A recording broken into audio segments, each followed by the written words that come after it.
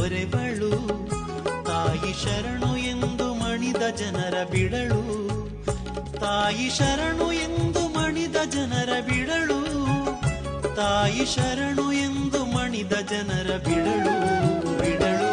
ಶಿವರೂರ ಪುಣ್ಯ ತಾಣ ನೋಡಲು ಬನ್ನಿ ಭಕ್ತ ಜನರು ವರಗಳನ್ನು ಬೇಡಲು, ಬನ್ನಿ ಭಕ್ತ ಜನರು ವರಗಳನ್ನು ಬೇಡಲು. ಶಿವರೂರ ಪುಣ್ಯ ತಾಣ ನೋಡಲು.